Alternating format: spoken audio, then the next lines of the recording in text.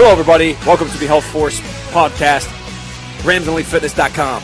RamsandEliteFitness.com. Today, we're going to have a very mature conversation, an adult conversation about the substance marijuana. We're going to look at its medicinal use properties, and then even just in general, the benefits, the pros and cons. There is quite a body of evidence of research that we will examine. This is not something that is like brand new and no one's ever tested it, and it's a test trial drug. Nope, there is plenty to go through, and we're going to set the stage for this conversation in the proper context, and that is one of maturity and acting like an adult. Let me expand a little bit here. We all typically tend to know somebody in our lives who is either a big advocate of marijuana or somebody that's strictly anti in all forms. Okay, two big extremes right now, and what we're seeing are some movements towards medical marijuana being legalized for that use only. We're not seeing massive movements towards recreational legalization, but that's why this conversation should happen, because it is starting to gain a little bit of traction in the medical community. So that's how we want to tackle it. If you are somebody, right, we're talking about somebody, those two extremes. If you are somebody that sounds like this, hey, man, like, dude, weed needs to be legal. It's never killed anybody. No one's ever died from it, and there's no negatives for it. You know what I mean, man? Like, it really helps me be creative, and, like, there's no side effects. So, people should just have access to this, man. It's just a plant, okay? If that's you, or somebody like that, they need to listen to this podcast. ASAP. Because all that does, when you speak like that, and that's how you formulate your argument for why marijuana should be legal in some cases or in all, you only harm your own effort. Do you understand what I'm saying? If that's how you sound, you're convincing no one except for other people like yourself. And that is no way to get what you want.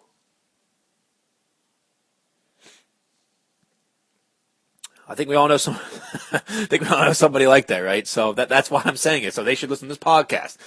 What this is going to do is going to give you the base, the foundation of scientific terms, what the research actually states, what the real benefits are, what the real negatives are, and then that way you can have this mature conversation with somebody. You can actually sound intelligent, formulate opinions off of that, off of facts, not because you think, because you use it, and because, oh my God, I feel so smart. Like, no, that's not valid. Understand?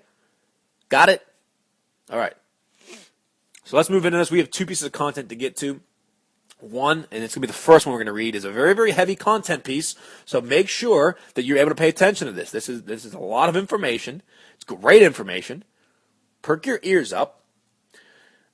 Both content pieces are by examine.com. And again, examine.com is a fantastic resource for anything drug, substance, nutrition related, any supplement, anything. They compile research, and then they kind of give you a little bit of commentary off of that. But they even judge the claims, they judge the effects, and then they give you a matrix as to how effective it is. It's like, small effect, large effect. They really go into some great detail. They do fantastic work over there. I encourage everybody to have examine.com as one of your go-to resources for anything in the health and fitness industry. So that's one piece. The second one's going to be it's a little more commentary, so it's kind of after we get through the information, what do we do now? Like, what's the next conversation? What are the big takeaways? How do we apply any findings to our to society? What do we do next? Okay, so stick with us as we get through both of these. They're both super important, both. Let's begin. Marijuana is a drug used around the world due to its psychoactive properties. Its major component, known as THC, possesses acute benefits but is subject to rapid tolerance. Additionally, non-psychoactive components like CBD may have chronic benefit. While therapeutic, the plant is not a panacea. So there we go. That's the first paragraph in. We noted the big takeaway for me and for everybody listening should be, quote, while therapeutic, the plant is not a panacea, close quote. So those of you that are out there, oh my God, it's the greatest thing ever. Everybody needs to do it every day, 3 times a day. No, it's not a panacea. If you act like that, you will not be taken seriously. You will not be taken seriously. So, if that's how you communicate, any benefit that comes from this podcast, when you start to learn about any sort of positives, if any, You wipe out because of the way you communicate and how hardcore you are to only your side. So let's keep going to this. This is good stuff. Marijuana is the common name for a few plants in the cannabis genus. It's used for its psychoactive properties around the world. Marijuana has also been traditionally used to treat inflammatory disorders. Today, marijuana is used as a cancer therapy piece, meaning it is used alongside other drugs that treat cancer. Medical marijuana use can alleviate pain and increase appetite. It is also being investigated for its effect on inflammation and chronic disorders like rheumatoid arthritis. Inhaling marijuana smoke increases diastolic blood pressure and heart rate, though this change is temporary. However, there are many case studies that note marijuana usage 30 to 60 minutes before a heart attack. Heart attacks can occur when people with an elevated risk of heart disease push their blood pressure and heart rate to dangerous levels. Marijuana may also interact with some pharmaceuticals, which could result in an elevated blood pressure and a heart attack. Smoking marijuana has been associated with bronchitis. So, stop. Here we go. So, yes, medical marijuana can alleviate some pain, may increase your appetite, which is why people are using it for cancer, because chemotherapy and those sort of drugs tend to suppress your appetite, completely kill it off. And I would argue that is not great for when you're trying to fight a disease such as cancer. You're going to want to continue to put nutrients into your body. Pain, obviously, alleviating pains is big. However, marijuana temporarily can increase your diastolic blood pressure. Okay, so does everybody know when they go to the doctors, the guy puts the armband on, or the nurse puts the armband on, they pump it up, and they give you like 120/80, right? The two numbers, diastolic and systolic blood pressure. So marijuana increases the diastolic blood pressure.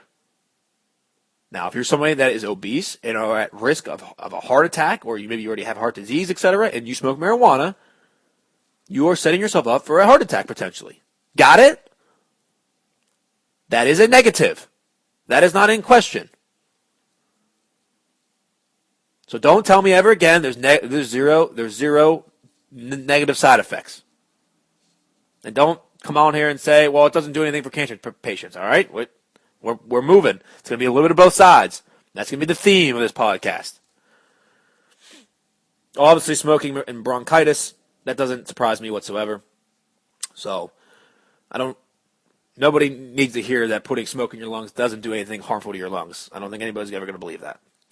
Marijuana and Delta-9 THC are well researched because they act on there's an actual system in the body which is named after the plant. Okay, the system is regulated by two receptors, cannabinoid receptor type 1 and cannabinoid receptor type 2. CB1, which is the type 1 receptor, is responsible for most of the psychoactive effects of marijuana, and CB2 is responsible for many of the long-term benefits marijuana may provide for inflammation and disease. Okay, so again, what they're saying is there's now a system in the body where there are type 1 and type 2 receptors, and the drug comes in. The type 1 receptors stimulate those psychoactive effects, the high, quote unquote, right? And then the type 2 receptors are more geared towards the inflammation of disease, right? They tend to block, blunt pain, those sort of things. So there's two types of receptors. Got it? All right, here we go. Let's keep going.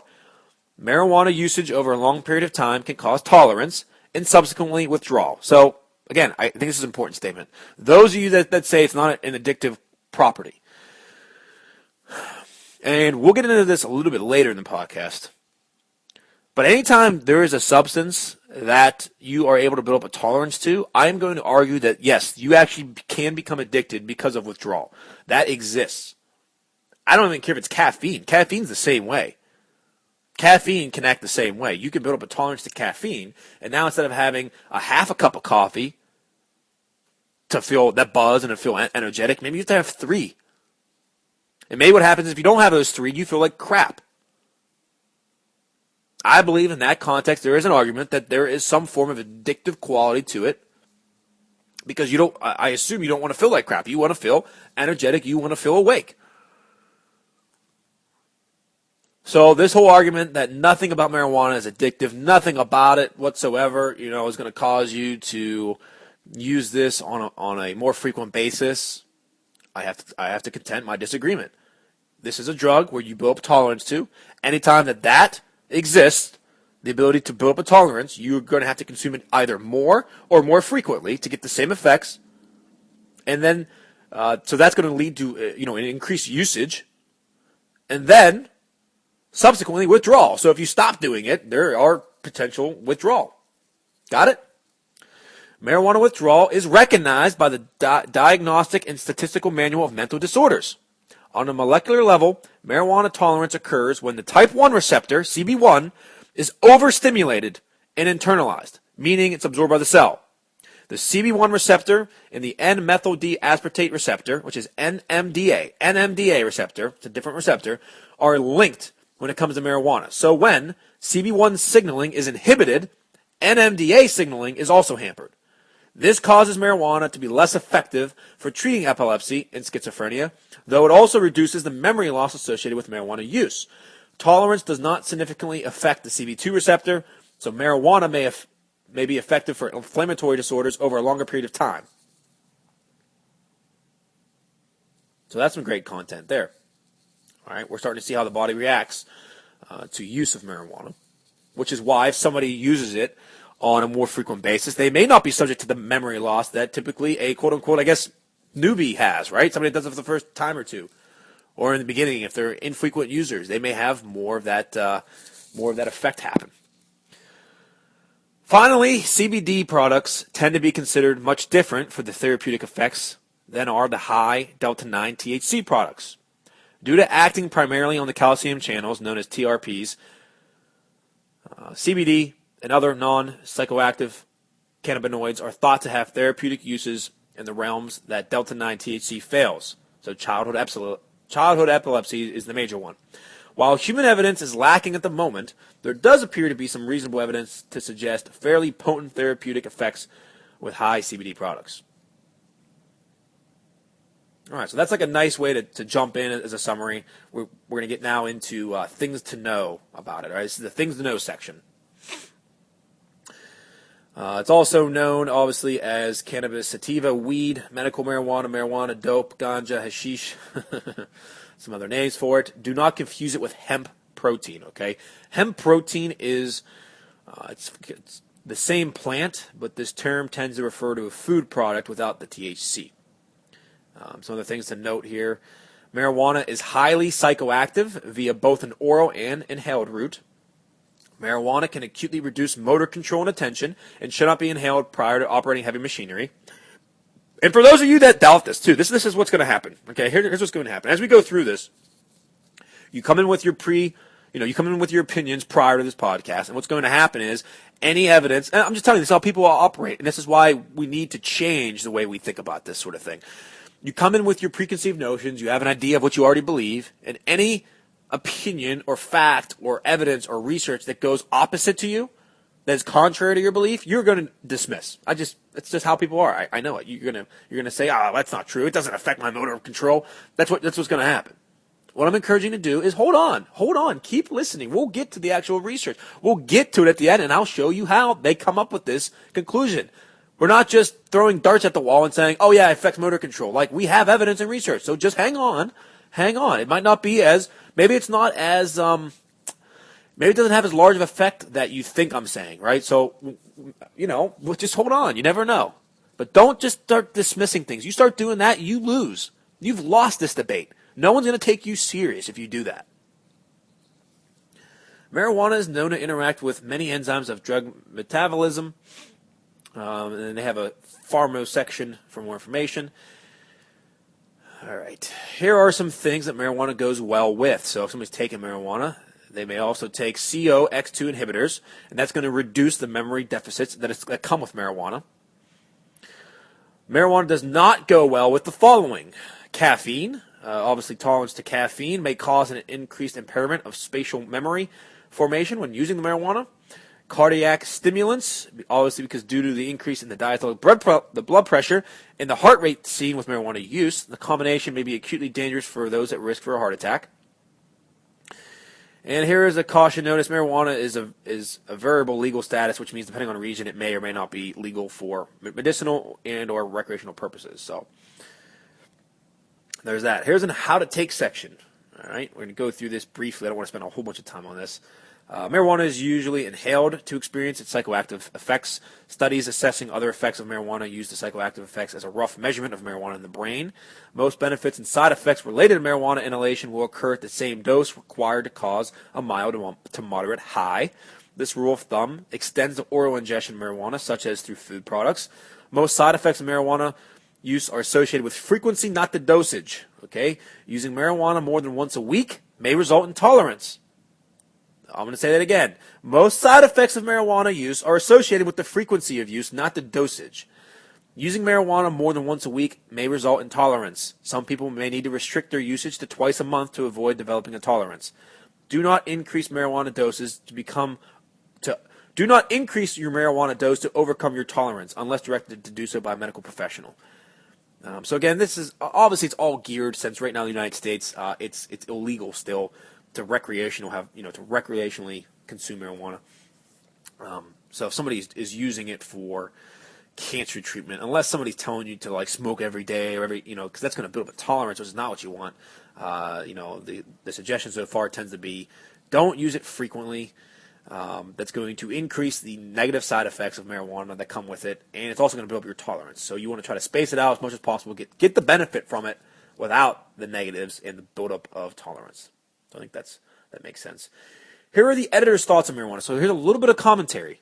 Okay, first from Bill Willis. Although it is not currently clear whether the purported estrogenic properties of marijuana may affect results of an exercise program, heavy users can take note. If your current goals involve maximal fat loss and muscle gain, the possible pro-estrogenic effects should be a concern. So he's making the point that there seems to be, and this is something that we'll get to when we actually get to the science and research, he tends to contend that there is a estrogenic effect, which means your estrogen increases. So for men, we primarily receive benefit from testosterone when it comes to building muscle and losing fat. If our estrogen is increasing, that's going to be harder for us to add muscle and to burn fat. We tend to get soft, quote unquote, if we have high estrogen levels. And he's contending that there seems to be a possible connection with that estrogenic rise in marijuana use. So if you're somebody that uses it on a frequent basis, you may have noticed some additional fat cells, a loss of muscle, just becoming a soft person, right? Not strong, not particularly physique impressive. The other editor, Curtis Frank, says the following: my only major thought is that its therapeutic effects via the CB1 receptor, so that's going to be things that are going to help with epilepsy, some cognitive protection, anxiety reduction, etc., are subject to tolerance if taken daily. So if you increase the dose to retain those benefits after tolerance, you have the transient memory issues each day, which is not going to be a good thing. It could still have a role of anxiety reduction every now and then without any major side effect. The only major concern would be the diastolic blood pressure every time you use it, but not as a daily anxiety reducer. So he's making the point, the benefits that come from marijuana. You build up the tolerance, you use it, so then what you then try to do is after you have a tolerance, in order to get the same effect, you're going to use it more, probably more than once a day or every day or, however that goes for you.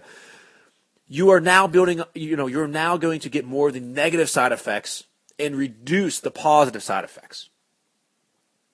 Okay? So your body does adjust. Now here's the human effect matrix. This is one of the coolest things that Examine.com does. Okay, what they do is they have 4 grades for each claim of a substance. Okay, you can have a level 1 grade, which means that the evidence is from an uncontrolled or just observational studies, so it's not particularly strong. So grade level number 2 is a single double-blind study or multiple cohort studies. Grade level 3, multiple studies where at least 2 are double-blind and placebo-controlled. And then a grade 4, a robust research conducted with repeated double-blind clinical trials. So obviously, if a claim has a level 1 grade, it's weak evidence. If it has a level 4 grade, it's strong evidence. And in between, obviously, it's scales. So we're going to go through some claims of the pros and cons of marijuana. We are going to get a grade level of the evidence, and then we can get into then what that claim is and kind of what that means. Make sense? All right. I would note that there are no level 4 grade claims on medical marijuana, according to Examine.com.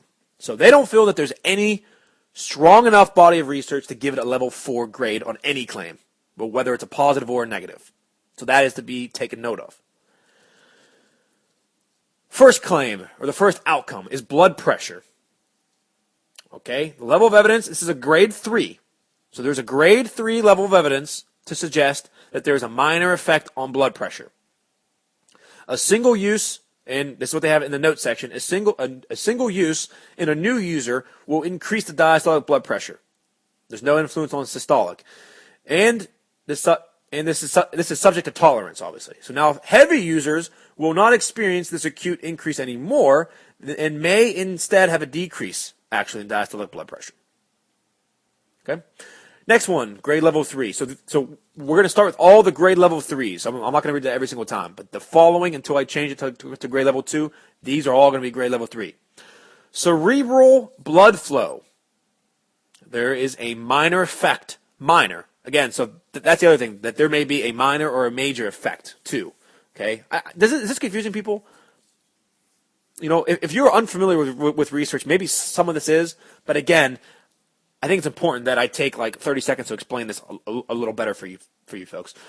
So what's happening is there's going to be a claim, and then there's going to be an effect of the claim. So if somebody says blood pressure, well, there can be a minor effect on blood pressure, like maybe just a couple points up or down, or there can be a major effect, right? A lot of points up, a big swing. And then there's the grade level research, or then there's that grade for the body of evidence. So something could have, let's use blood pressure as an example. There could be, and again, it's just an example, a major effect on blood pressure. But maybe the grade is only a level 1. So maybe only in observational studies there was shown to have been a massive swing of blood pressure. Okay, so there's a couple different factors here going on. So let's get back to this second one here. So there is a minor effect on cerebral blood flow, and there is a grade 3 level of research that suggests that. Both increases and decreases seem to have been reported over the whole brain, and it seems that in people who do not experience orthostatic hypotension from marijuana, it is generally an increase. Blood flow to the ACC in particular is increased following THC, but this becomes a decrease if you're, have built-up tolerance. The next one is a minor effect on heart rate. Similar to the diastolic blood pressure, heart rate modifications are subject to tolerance. New users may experience a reduced heart rate, yet increased cardiac output. Heart rate during light exercise may be increased with chronic users becoming tolerant to the effects. Motor control. There is a grade theory. Here we go. Ready? This is a big one. Perk your ears up. Big one.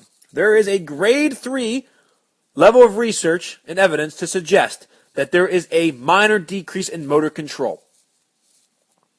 Acute usage can reduce motor control and fine coordination, but this appears to be an effect that can be subject to tolerance. So what they're saying is, if you're somebody that does not use marijuana frequently or have never used it, when you use it, you will have a minor loss of motor control, period. That's what they're suggesting. And there's a grade 3 level of evidence to suggest that, which is a pretty strong case.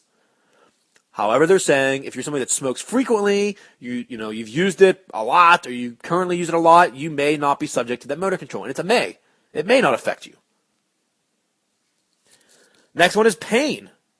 Grade 3 level evidence for pain to show that there is a minor decrease in pain. There appears to be a reduction in pain associated with the dose of marijuana, which confers psychoactive effects. So again, this is something that's very, very important. It's a minor decrease in pain. It's not this massive panacea that's like morphine and you don't feel anything.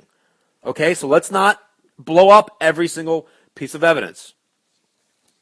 So again, it's only a minor control of only a minor loss of motor control. So it's not like somebody, again, anytime you have any loss of motor control, you shouldn't be using a car. Okay, but remember, they're suggesting a minor loss. I'm not saying that you can't get up and walk to the next room. I'm just saying it might not be, it's just not good to operate machinery or drive a car. Pain, again, it's not like you're going to be so numb and you're not going to feel anything. It's a minor decrease in pain. Symptoms of multiple sclerosis, again, a minor decrease in those symptoms. Now, and that's it. So we're going to move on now to grade level 2. So this is going to be like average evidence. So some of these things may be true, some of them may not be true over time. They're going to need to be researched further. So again, this is going to be something that we're going to take kind of with a grain of salt. But everything that we discussed so far, that's all they have for grade level 3. Grade level 3. So now everything that we discussed is going to be kind of hit or miss in my opinion. Ready? Grade level 2 for relaxation. There seems to be a notable, which is more than minor, a notable increase in relaxation with the use of marijuana. Again, it's only the grade level 2, though, of evidence. So it's going to be less strong. There seems to be a minor decrease in your ability for aerobic exercise. So obviously, again, I think this makes sense. I think they should definitely do more studies to get this to a grade level 3. But if you're inhaling a lot of smoke, your aerobic capacity, your ability to perform cardiovascular exercise is going to decrease. I don't think that that's a stretch. I would like to see that move up to grade level 3. Dizziness. There seems to be a minor increase in dizziness. A minor increase in ghrelin. And ghrelin is the key player for appetite. Okay. Let's see here. Incontinence, a minor decrease. A minor increase in leptin. A minor increase in lung function. So I'm going to explain this one here. While smoking is seen as a negative, the infusion of the THC enhances lung function in acute usage of marijuana, as joints seem to confer more benefit to lung function than drawbacks. So it's not all negative in the lungs. There is a minor decrease in peptide YY. There is a minor decrease in reaction time. There is a minor increase in sleep quality. A minor increase for the symptoms of orthostatic hypotension. So again, we've discussed that about the blood pressure, the heart rate, all of it, right? Minor decrease in working memory. And then these are all level 2, but there is the following are all going to be level 2 grade researches, grade level 2 evidence, but they all seem to have no effect. Okay, and that will be attention, blood flow, body temperature, cognition, depression, fatigue, insulin, irritability, memory, power output. All of those are grade level 2, no effects. The last category, grade level 1, and now these are, the way you should listen to these. Grade level 1 means there's practically, it's very, very, very low information, very, very low levels of research. What you should do instead is maybe consider these things moving forward as something to keep an eye on, because people are going to want to study more of these grade level 1s to see if they can upgrade them. Intraocular pressure, which is going to be things for like glaucoma, like eye pressure. There seems to be a notable decrease in the pressure. Total body and water hydration, a minor increase. A minor increase of weight, so scale weight.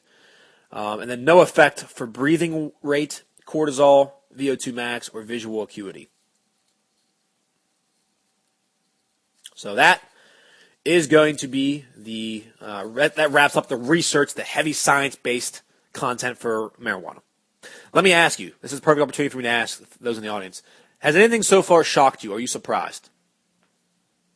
Is anything changing your opinion? Are you considering things you have not considered before? Are you more or less open? Maybe you're more closed now that you've heard that. I think there are going to be a segment of the population that's going to be so passionate about this topic that they are going to be incapable of understanding the other side and incapable of understanding the evidence. So what they're going to do is they're just going to shut it off. They're just going to shut it down. Oh, science is against. That's probably what we'll hear. Science is against marijuana. The pharmaceutical companies are against it. They're going to influence everybody to protect. Like, I'm sure we'll hear a lot of that, and those are going to be the extreme losers on that end. But I think most people are going to be able to listen to this and think, oh, so some pros, some cons. There seems to be a decent amount of research. It's all kind of grade level 2 and 3, so nothing's straight out of the box proven. This isn't a panacea. This isn't like a wonder drug. Oh, okay, this is interesting to me. Like, that should be the takeaway. That should be the takeaway. Obviously, for myself as a fitness professional, I don't think, I'm not dealing with marijuana on any level. There will never be a scenario in which these proposed benefits or, is going to impact fitness. Like, I'm not interested in that at all. This is more for actual people that have pain. So this is more, obviously the cancer kind of stuff, fighting disease. I think that's going to be more of the doctor, right? That's your MD, that's your medical doctor. That the future, that's who you'll be dealing with on this if it ever comes to that. But again, I'm interested in things that are supplements, drugs, fitness, anything that has to do with your health. I want to be a part of that conversation. So that's why we are discussing marijuana. I think this is a very intellectual conversation so far. This is a very high, like, I guarantee you and your buddy sitting around debating this, you've not heard any of this. Nothing. It's all anecdotal. Well, when I use it, I don't have motor skills. Well, now you know there is only a minor decrease of motor skills. Now you know. Grade level 2. I think. Maybe it was grade level 3. I don't know. Pay attention, right? Pay attention. But that was a lot of content to get through. A lot of different effects, a lot of different proposed effects, and most of them fall into grade level 2 or 3, which is, again, they're not grade level 4. So don't come out and tell me that this is the next thing to cure everything. It's not. But on the other hand, you have to say that this isn't something that, oh my God, it's the worst thing since heroin right now. It's only going to contribute.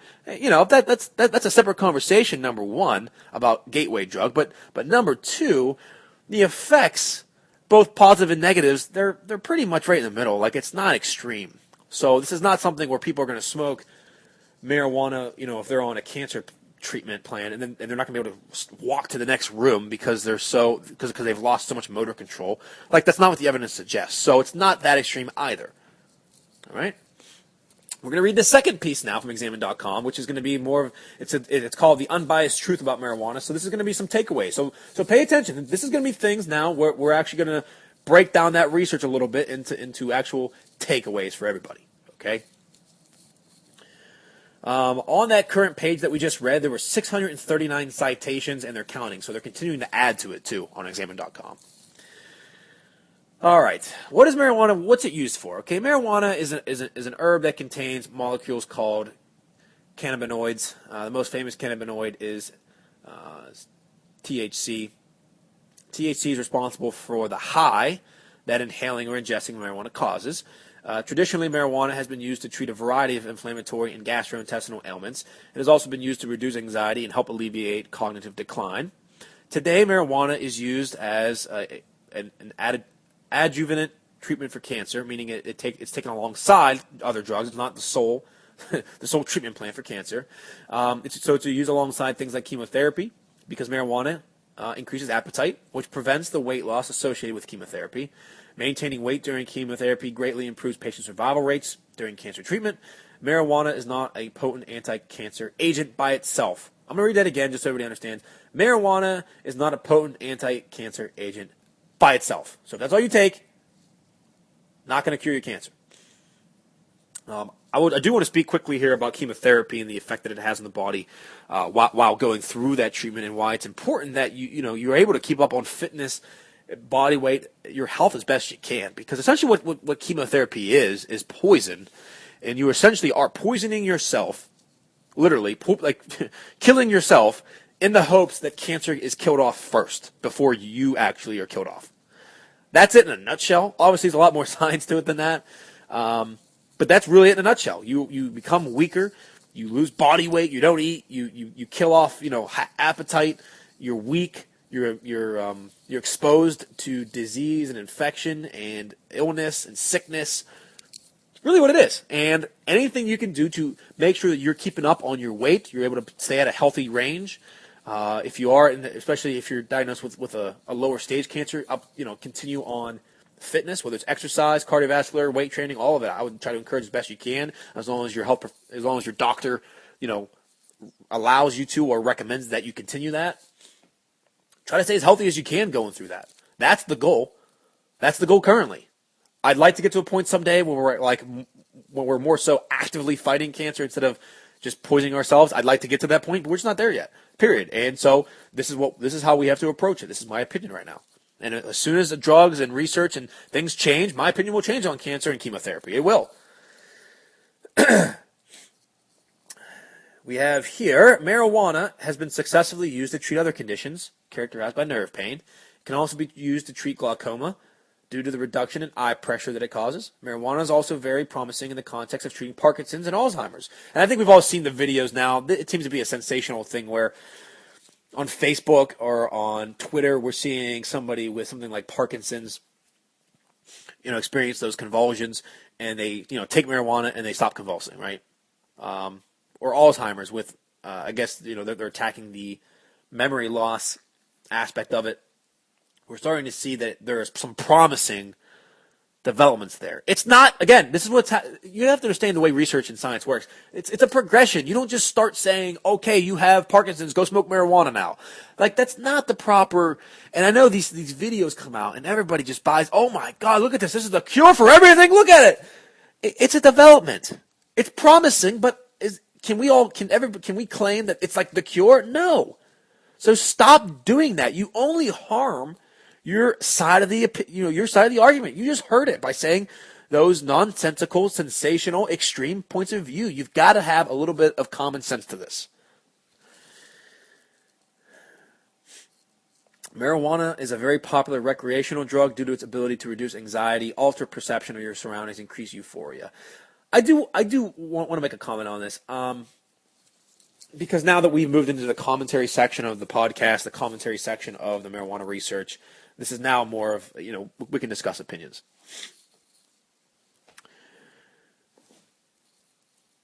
I'm not a marijuana guy. Obviously, it's illegal, right? Obviously, it's illegal, but come on. I mean, we all know somebody that smokes recreationally, illegally. We all know people that partake in the drug.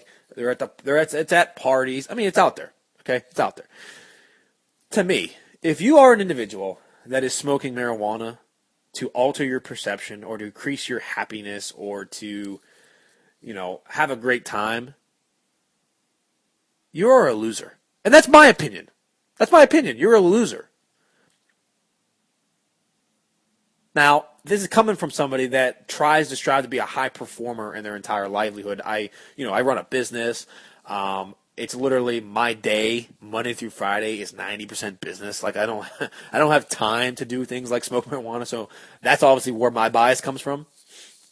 And for those of you that would tell me that I'd increase production, just no, please no. But my day is all about maximizing my output in the realm of production, working my face off to drive this company to the next level, to work hard on our clients, to help empower them, to give them new information or to aid them in support so that they're able to plow through their fitness barriers that are preventing them from success. Like, that's my day, Monday through Friday. I don't have time, even if I wanted to go smoke marijuana, sit around and discuss freaking pop culture or to watch, TV shows and be like, oh my God. Like, you see what I'm saying? So this is where I'm personally coming from, but I believe it. I don't even care. Even if you are Bill Smith, and you sit at home and you work a job 8 to 4 and you come home and you smoke every day after work because you like it, in my opinion, that still makes you a loser. You should be doing other things. Like, are you not motivated? Some people aren't, and that's fine. But if you're making like $35K a year or $50K a year and you're spending money on marijuana so you can come home and sit there and lounge out and have a great time with yourself, I mean, how is that really productive? I mean, don't you want to do something better? I mean, do you not want to, do you want a higher paying job? Do you want to work in a field that you love? Do you want to start a family? Do you want to play ball? Do you want to play on sports? Do you want to coach? You want to play chess? I mean, what are your things, Find a motivation. There's a great quote that I learned a long time ago from Eric Thomas, who's a motivational speaker. You can find him on YouTube. It's fantastic. And I know he doesn't necessarily like that motivational speaker title, but that's what he does. He motivates the crap out of people. He has a famous line because he works a lot with inner city kids. He came from an urban Detroit setting, homeless, no money, poor, and just busted his butt. Made it happen, got a PhD, and now he tours the world and speaks to inner city kids about finding, that passion, that drive. And he says all the time, because he gets the question, like, oh, well, can't we smoke weed, right? Oh, can't we smoke, right? Or do you smoke? How does it fit with the hip-hop culture, And he just says, look, man, a long time ago, I stopped saying, what's wrong with this before I consume it? So, because that's the big sticking point. Well, what's wrong with smoking weed, man? Well, what's wrong with smoking? Why can't I smoke? His point of view, he flipped it. He says, look, it's not about what's wrong with something. He says, what's right with it? How does this help you? How does this take you to the next level? What does this do for you? It doesn't do nothing for you. It's not, at a certain point, you've got to ask yourself that question. It's not about what's wrong, it's what's right with it. And you can apply that same sentence to anything in your life. You know, if you're spending time golfing all the time, you golf 8 hours on the weekend, I mean, what's right with that? Right? Or is there something else that you should be doing? Like, do you have work to do? Are you a business owner and should be actually hammering away on your business instead of out golfing with your buds? You know, things like that. Drinking, you know, Friday night, Saturday night at the bar. What's right with that? Like, you could tell me, well, it's stress relief, it's that, and that's one part of it. I get it. But is there something else? You know, is there anything else to that? Something else you could be doing instead? Is that really helping you get to your goals? If you've got fitness goals to lose 10 pounds of fat, what is going out Friday night and Saturday night, drinking alcohol until you're drunk, help you get your fitness goals? Like, what's right with that? There ain't nothing right with that. So yes, I do have bias towards recreational use. I've never gravitated towards it, ever. It's never done anything for me, and to me, yeah, quite frankly, it's nonsensical to me. I can't understand why somebody would use it and just use it frequently and sit there and do it and then veg out. I don't know, not for me. Don't understand it. But I thought this was the perfect time to kind of get in there about the altered perception of surroundings and people. Well, you know, they like the high. I'm high all the time. I'm high on life. I like working. I like helping people. I like, you know, communicating with my employees. I like interacting. I like creating jobs. I like offering a service, a product. I like it. I'm high all the time. I don't need some extra buzz. I'm even at the point with, like, I know it's different, but my caffeine consumption, because I take a pre-workout, because I take coffee, you know, I drink coffee, I have tolerance to caffeine now. I don't get a buzz. When I first had a cup of coffee, I was on cloud nine. It was unbelievable to me that somebody could feel that way. You know, to be like, oh my God, this is, holy crap. And, you know, it was almost too much. Like, I was like, you know, starting to have tremors. I started to, like, shake. You know, I had all kind of stuff when I first started consuming caffeine on a regular basis. Like, my first couple pre-workouts, man, I had the worst workouts of my life. The worst of them. I was overstimulated. But now, you know, I drink it for the taste. I like black coffee. I think it tastes great. Even some of the cream, you know, if I have creamer, the creamer tastes, I like it. It tastes good. I like a warm beverage in the morning. It doesn't do anything for me in terms of, like, cognition. I really don't. Like, if I don't drink coffee in the morning, I'm completely fine. I take caffeine for workouts because of the benefit of blunting pain. That's it. Like, so I can have a harder workout. It's not really to feel buzzed and pumped up anymore. So I think that's what people need to start asking themselves. You know, if this is a passionate topic for you because you are on the recreational side, like, you need to ask yourself, I mean, why? Why do it? The effects are grade level 2, grade level 3 research. I mean, it's not like it's this crazy, wondrous drug. So you're not getting an edge on everybody. So don't come here and tell me, dude, I'm an art, I'm a hip hop guy, and you know, I smoke because it helps my creativity. Like, no, it don't. Try being sober for 7 days. Try getting into the lab. Get into your work environment. Go in sober. Don't drink. Don't smoke.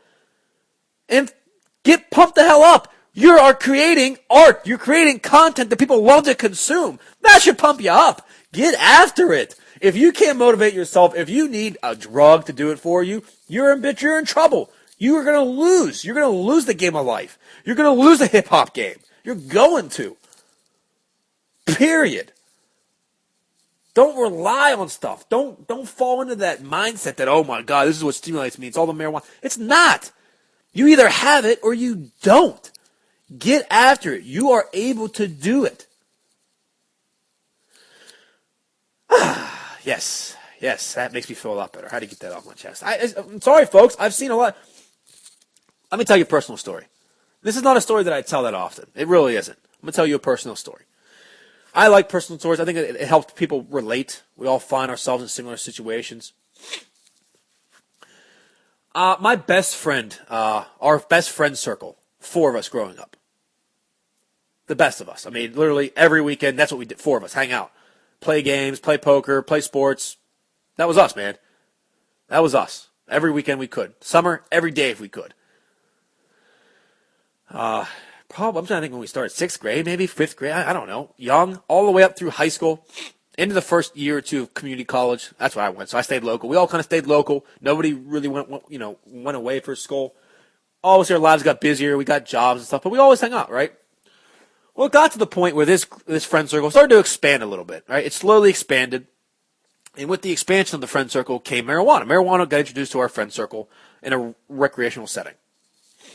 And it went from obviously having zero existence in the friend circle to now it got to the point where it was everything. Like, that was what the friend circle became. I mean, we would play pickup basketball all the time, and for those of you that know me, I'm highly competitive. I hate to lose, so I want to be at my peak performance. I take it very, very serious.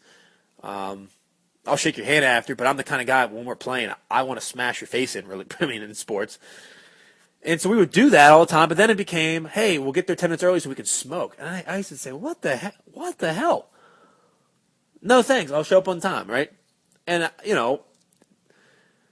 it became the point where that was life. That was everything. Go hang out somewhere. Well, they had to smoke before. Hey, let's go do this. All right, gotta smoke. It got to the point where we're playing pickup basketball, and I would just destroy folks. I mean, not to the point where it was, a one-man show, but like it wasn't as competitive as it was. That's how I'll phrase it. It became less competitive, and that discourages me. That doesn't encourage me to play. Discourages me. It got to the point where I cut that friend circle off. I had to do it. It was not something that I was enjoying. I watched what the drug did on cognition. It does have that minor effect on motor control, the minor effect on memory, perception, the whole psycho effect. It has an effect on it. And I don't know, man. It really wasn't where I wanted to go with my life. It just, at that time, I don't care if I'm 18. I'm telling you, this is how I think, folks. I don't think like I could do this. I'm having fun now. I'll wait till I'm 50 to stop. No, like, I'm at 17, 18, 19, like, okay, enough. I've had enough. I don't want to spend 18, 19, smoking the whole time. So it just got cut off. I just said, look, you guys, that's all you want to do, man. I get it, but I'm not interested in that. And I was the first one out of that 4 to leave the bigger friend circle. Gone. Completely gone. Just like cold turkey, man. Just like one day it was just done. And, I stayed in contact with most of those guys, though. And actually nowadays there is a friendship there still. I love these guys. It's not something where I hate them. Obviously all those, growing up as a kid with them, used to have all those memories. You wish them well. They're great people. And I don't know. I don't know if they still consume marijuana or not. I don't even care. That's their beef. I don't see them enough. I work too much anyways to have real friends and like on a consistent basis where I'm hanging out every weekend. But if I run into these guys, I see them a couple times a year. I'm cool with it. They're completely fine. Never even talk about marijuana. We're on to bigger and better things. We're discussing business. We're discussing life, family, things like that. But I'm cool with it. There's people I hang out with that I know for a fact consume marijuana on a recreational basis, and it doesn't bother me. Because I'm not consuming it. You'll never, ever, ever see me pick up a freaking whatever the piece and take a hit. You just won't see me do it. It's not me. Don't care. I've been places, someone, let's go on a walk. Okay, well, I know what you're doing. You come back and your eyes are red. I understand what you did, but it's not like I hate that person or it's not like I judge them. I don't. I'm really judge free in terms of like real time in a bubble. Does that make sense? I know I just went on a rant about how I am judging losers for smoking, but when it comes to an actual event, if somebody wants to go smoke, I don't judge that person. Let's move on a little bit here. Let's get back to this. Does that make sense at all? We're going to wrap up. I don't personally judge. I'm just saying in a vacuum, if you smoke weed when you should be doing other things, you're a loser, period. But I'm not going to go out of my way. Most of the benefits marijuana provides are related to the psychoactive effects. It's effective for reducing stress, alleviating anxiety, increasing euphoria, and causing users to slightly disassociate from their environment. Ugh, I hate that sentence. Marijuana can also help people with low body weight increase their food intake. Since it also can reduce nerve pain, marijuana can be beneficial to people suffering from conditions characterized by chronic pain. More research is needed to determine if marijuana can provide benefits to people suffering from Parkinson's, Alzheimer's, MS, although there is some preliminary evidence now, and it seems to be promising. What are the drawbacks? Well, the biggest drawback associated with marijuana use is the internalization of the NMDA receptor, which can lead to poor memory retention. Occasional marijuana use will not impair long-term memory or the capacity to form new memories. Activating the CB1 receptor also increases activity and blood flow in a region of the brain called the ACC, which is the anterior cingulate cortex. It leads to an increase in diastolic blood pressure. It's the second number on that readout. This means that marijuana, when combined with stimulants, can increase the risk of cardiovascular injury, such as a heart attack. Frequent marijuana use will turn this blood flow increase into a decrease once the CB1 receptor is internalized. Very heavy usage, meaning 5 or more joints a day over a period of several years, can actually cause the ACC to shrink. This can hurt attention span and may increase the risk of developing psychosis. If the ACC is affected in this way, it may never return to normal, even if marijuana usage is stopped. So there you go, potheads. If you're out there still doubting about the whole memory thing or the loss of motor skills or any negatives whatsoever, there you go. Don't want to keep harping on it, but it's there. So here's the last part that we'll go over: is what should you know about marijuana? Okay, what does the average person care about marijuana? Okay, here we go. Marijuana is illegal in many parts of the world, and many sports organizations have explicitly banned it. In fact, scientists have actually tested how much secondhand inhalation is required to test positive for a urine test to determine if athletes could legitimately use the excuse that they were around others but didn't personally partake. It turns out that to test positive for marijuana from secondhand smoke, essentially, that would require exposure to at least 16 joints in a closed room, approximately the size of a bathroom, for an hour. Now, that's a lot of inhalation. So, pretty much, no, you can't use that excuse. Marijuana use increases diastolic blood pressure and thus should not be used alongside stimulants, especially for people already at risk of heart attacks and other cardiac issues. Otherwise, infrequent marijuana does not pose a serious heart risk or health risk, provided that the influence of marijuana doesn't lead you to do something stupid. The risks of marijuana come with heavy and near daily usage. Marijuana causes impaired memory retention, so that when that effect is repeated daily across multiple number of years, learning is going to become difficult. Chronic heavy users of marijuana can experience a reduced ACC weight. This is brain atrophy and should be taken seriously. However, it is the only negative effect of marijuana that persists even after marijuana usage is stopped. Look, folks, we're not making anything up. You chronically use marijuana every day, multiple joints, 3, 4, 5, 6, 7 joints a day for years on end. You are shrinking your brain. There's atrophy. I don't know what you want to tell you. I wish it wasn't that case so that you could keep doing your happy bubble thing.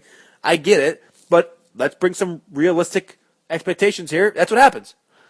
It's up to you now what to do. You either can acknowledge it and say, yeah, but I really enjoy the euphoria, so I'm going to take the risk. And then you go with it. But don't come and tell the science in the research wing of the community, of the fitness industry, that, oh my God, there's no negatives. Okay? Maintaining sensitivity to the psychoactive effects of marijuana is going to require infrequent use. So this is the tolerance aspect of it. Some people's CB1 receptors may start to internalize even while using marijuana only just once a week. Using marijuana twice a month will make you more likely to experience the beneficial effects of marijuana in a safe and sustainable way. If you have not used marijuana before, make sure your first time is with other people you trust in a good, safe environment. Psychoactive drugs can have unexpected side effects, so safety is good to experience. So safety is a key to a good experience. Oh, there you go. That's it. You heard it. You've heard the pros. You've heard the cons. It's all listed out for you. You can make up your own mind. That's what this podcast is great for. I have my opinion. You don't got to believe me. You don't have to listen to me about the facts. You don't have to listen to me about the science and research. But it is nice. It would be refreshing if people acknowledge certain things, and we can have a deeper discussion. It's impossible to have a discussion with somebody when they're so dug in on one camp. Well, and that goes for both ways. I know I'm hammering the people that are pro marijuana.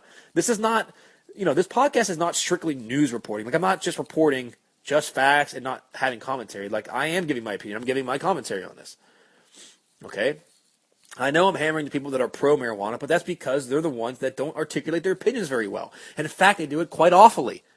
Quite awful. Oh my God, it's so great, there's no negatives. If you keep hammering that, like, you're going to be laughed out of a conversation. I'm trying to help you. Instead, come to the conversation and say, look, there's promising benefits. I'm interested in the pain reduction aspect of this on the certain receptors. There may be a sense to reduce anxiety. There may be an opportunity to reduce anxiety, to reduce inflammation. But I also have to acknowledge that there are some pretty eye-opening negatives. Cognition, long-term memory loss, the ability to form memories with frequent use. If you build that tolerance and you keep smoking a lot, there is that ability to have some memory loss. Your brain atrophies. You have to worry about the smoke inhalation, your blood pressure, if you're someone that's going to be at risk for heart problems. And then from there, you can have the conversation. So that's what I encourage everybody to do. But again, make up your own opinions. I encourage the comments in the Facebook section, on our social media section. I want comments. Let's keep this conversation going. This is just the first go round at it. You're free to have your own opinions and have your own evidence and research. But I'm telling you, nothing. I will never artificially cite research on our podcast. Like, that's not something that I do, because I form my opinions from the body of research. So if the body of research in the next 5-10 years just completely switches on marijuana and like the latest stuff comes out that it really helps Parkinson's, it helps Alzheimer's, it helps all these horrible diseases, I'll be the first to say, all right, cool, let's get it in for medical use. Let's get it. I'll be the first to tell you. But I'm not going to be the first early adopter that jumps on it just because there's a shred of possibility. Okay, and I would encourage everybody else to follow the same boat. So, thanks for listening. I would love to hear feedback from you guys. It's a crazy topic. It's really, really engaging. So I'm looking forward to hearing what you all have to say about it. RamsLeeFitness.com contains all of our content, and we encourage you to go there to look at everything from our videos, our articles. We do everything on exercising, nutrition, supplementation, the whole 9 yards. Very, very happy about the product that we've been putting out. It's only going to get better. 2017 is a very, very, very important year for our company. And I look forward to bringing you the best and health and fitness community has to offer. Thank you for listening.